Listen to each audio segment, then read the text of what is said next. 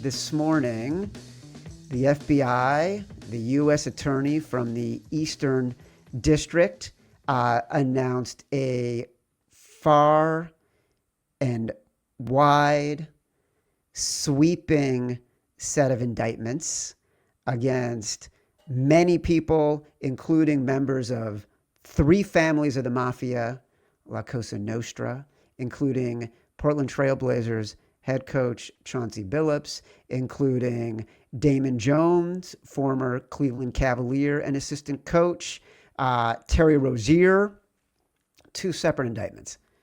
I will set the stage here. 2 indictments, 34 different people involved. One indictment is for illegal poker rooms and swindling unsuspecting players in those poker rooms. That's what Chauncey Billups is involved in and Damon Jones is involved in. The U.S. Attorney in the press conference referred to Chauncey Billups and Damon Jones as the face cards of the operation, meaning they were the famous people who brought in the rich, unsuspecting fish into the games, who were then taken. And then another indictment in which there are overlapping people is the one in which Terry Rozier has been indicted for the sports betting sharing of information.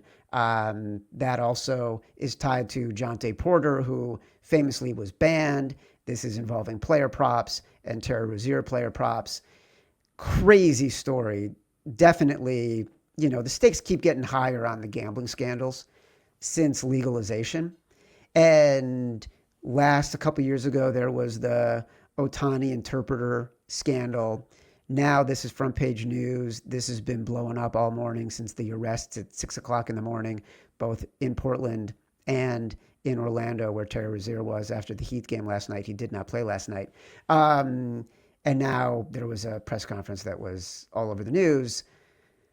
Look, it's a weird thing. We do a show on betting. We have a good time. We talk about betting on the games. We talk about where the opportunities are. That's the primary focus of what we do. But you and I are also very much in this world. We know a lot about the poker rooms. We know a lot about what's happening in the sports betting space beyond what we talk about on the show. I'm in the middle of working on a book about this world of sports betting that will come out, in the next, say, 12 to 24 months. You obviously are a professional bettor. There's going to be a lot of conversation about legalization being the cause and these scandals being the effect. I got a lot of thoughts on that, but let's break down the news for a second. You're seeing this. What are your thoughts? I'm sadly never shocked, just because, like you said, I am in this world, and we've talked all the time. I'm someone that I love poker. I love Texas Hold'em, and I play a lot of house games in the off season. I do a lot of casino games, a lot of tournaments, but there's always going to be house games, right? But you hear of these games with dirty tables and fixed games, and you might get away with it on 1 or 2 millionaires. Not all millionaires are dumb that luck into it, right? We've all met guys who you're like, okay, he was born into it, or he found a right niche. This guy's not that smart. Some guys are brilliant, and they are incredibly smart with people, and they can see things that normal people can't see. That's how they made all their money. All it takes is one of them to get into that game, and they can tell right away something's off, something's fixed. Then they go again, and if the same thing happens again, they're going to notice it again. So it's really about the names, right? It's huge names. We all know. I mean, Chauncey Billups, he's one of my favorite players ever. Like, he played in Detroit Nuggets, and then he came to Philly, and I loved him. Like, I love Chauncey Billups. I think I have a Chauncey Billups Sixers jersey, no joke. So sad, because you know how much money this man has made in his career, and it wasn't enough. He wasn't, like, when you hear people doing stuff like this, they could say they did it for the money and their family, whatever they want to say. It's like Walter White in Breaking Bad. You did it for you. You didn't do this for anything other than yourself. And crazy, crazy story. Like you said, it's the tip of the iceberg a lot of times, right? So much more stuff is going to come out as this unfolds. So it's a really interesting story. I'm excited to follow. And you know, people, like you said, they think it's bad, the legalization of gambling. This is why it's good, because before this would be handled off the radar. This would not be handled in the public eye. I promise you that. So things are just changed now, and it's a good thing. These guys should see the light of day, and like you just said, all the lives it's going to affect. This must be a huge multi-million-dollar operation, and like I said, it's going to be really interesting these next couple of months. All the information that's going to come out. Some of the details from the press conference that the U.S. Attorney and the FBI had this morning in New York were that the tables at these illegal poker games included X-ray technology that allowed off-site individuals to see the face-down cards of the players at the table and then relay that information to other people at the table. There were contact lenses and glasses that were able to read watermarks on pre-marked cards at the table. There were mini cameras inside the card trays that a lot of the players had at their table. So the cameras were able to read what cards people had and again relay all that to offsite operators who were then able to share that with other people at the table. I know a lot about these card rooms. Like I've spoken to a lot of professional poker players about it and a lot of people who are playing for high stakes games.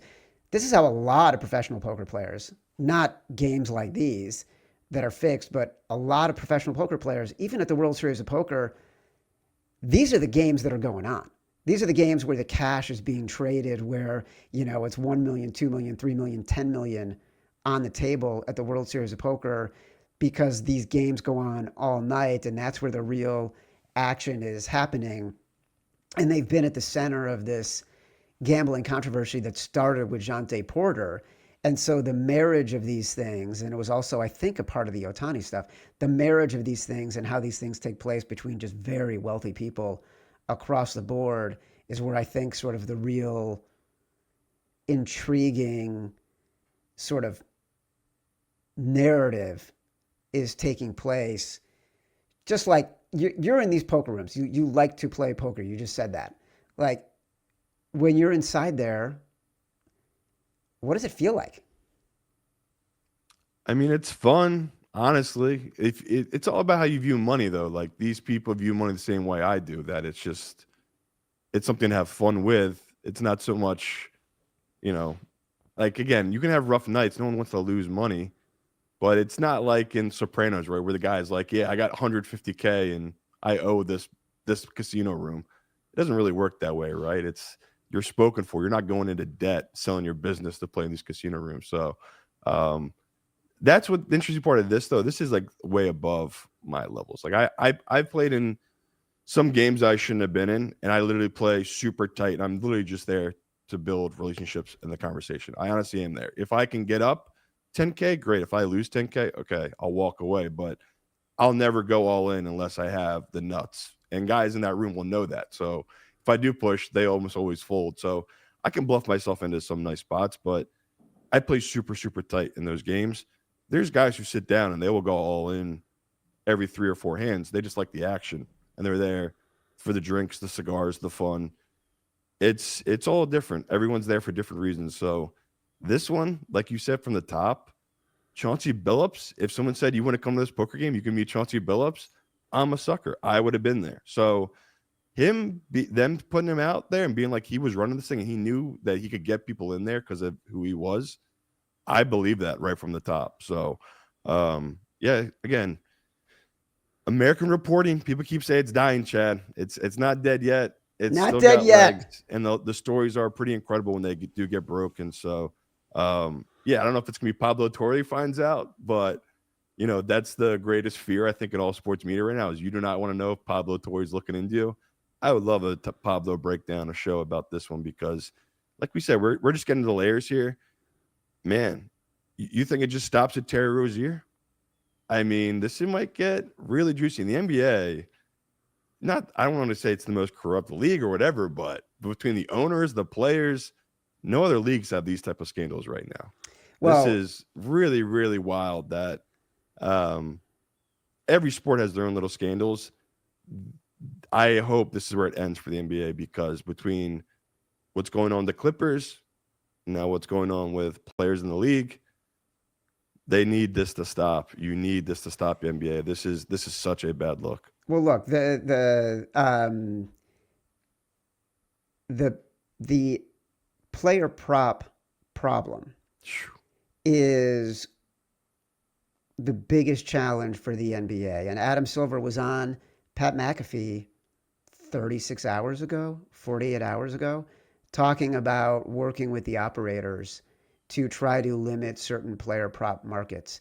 And I will tell you right now, I don't believe legalization is the cause of these issues.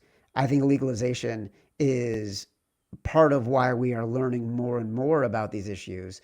There are so many people that are involved in the chain that have so much to lose financially. And I don't mean individuals, I mean huge corporations and these leagues. It is in their best interest, as much as it is a bad look when this happens, to root out every single one of these instances, because you can't have bad actors, and there are always going to be bad actors. And we have talked about this on this show. Literally, the National League was formed in something like 1876. In 1877, there was a scandal about players who were fixing baseball games. It is going to happen. It is time immemorial. It is not going to stop people from betting.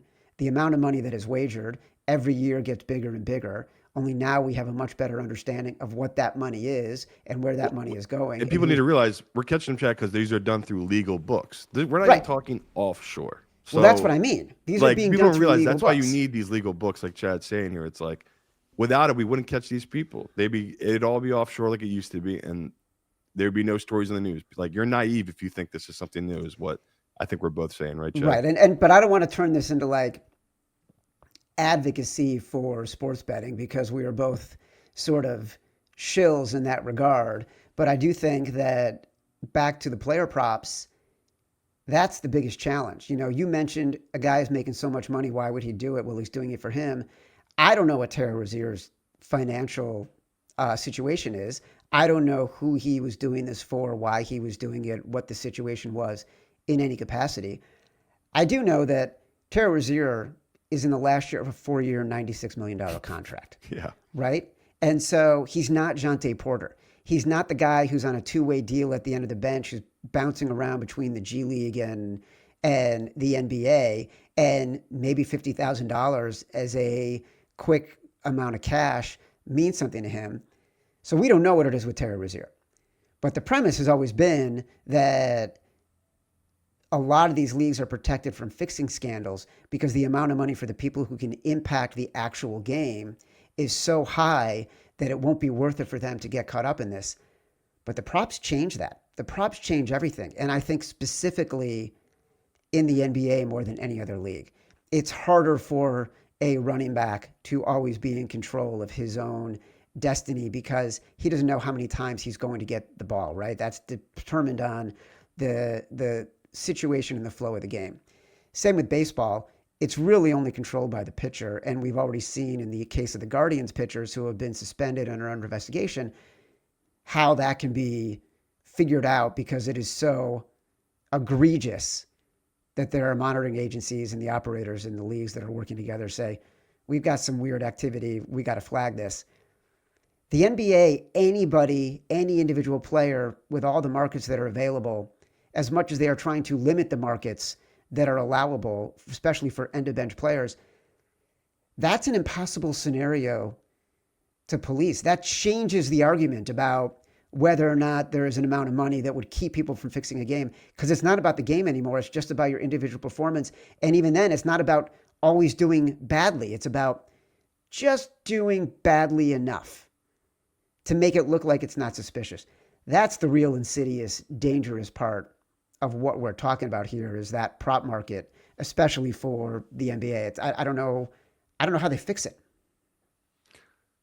I don't know either, but they've been trying for years. I mean, let's face it, the NBA, this isn't new. I mean, we never talk about it, but like between the ref scandals, the player scandals, it's been there in this league for a long time. I mean, the greatest player in NBA history had a gambling scandal. So, you know, they're in a really tough spot where whatever it is, that nature that it goes hand in hand. Every sport has its degenerates. I mean, we had a guy on talking about Pete Rose, some amazing stories, but it just feels like as we're going along here, Chad, it's just of all the leagues I have the least amount of trust in right now.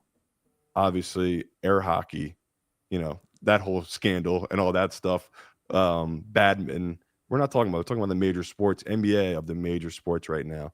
It has my eyes are definitely fixed on it, and I just hope this is it. I hope this is the end of it because it's just this could get really bad. Like we haven't really talked about, but it's come apparent to a lot of people that the NBA hit its peak with LeBron and Golden State against Steph Curry, right? That was the ratings galore.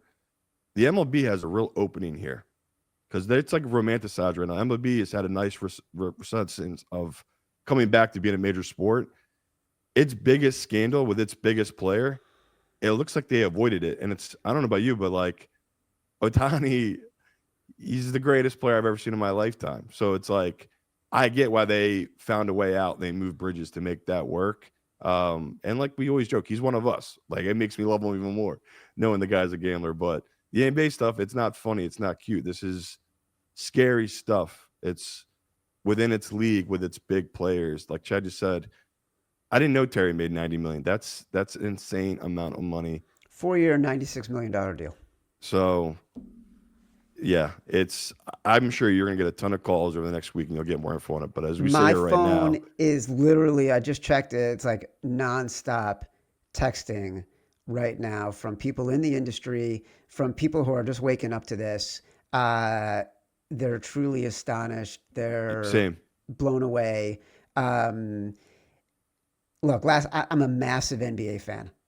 I watch League Pass constantly. I was on League Pass last night. I started with the Cavs and the Knicks. Then I went over to the Bulls. I'm watching the Bulls and the Pistons. And Adam Amin and Stacey King, who are the Bulls play-by-play and color commentary, they're brilliant. I love them together. It's one of my favorite things is when the season starts. It's like Catch watching that Sixers game? I did see VJ Edgecombe dominate and Tyrese Maxey go for 40, but Embiid went 1 for 9.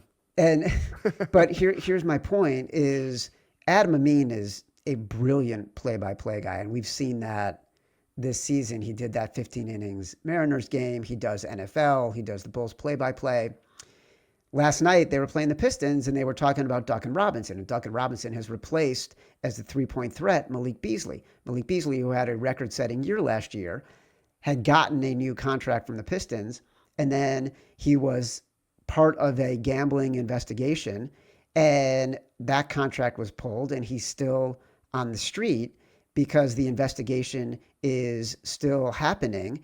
And, Adam Amin was doing a brilliant job of explaining what it is and perfectly threading the needle, not being accusatory, not saying anything that was sort of a stretch about where the investigation is, but being specific that this was about prop betting, right? And Malik Beasley.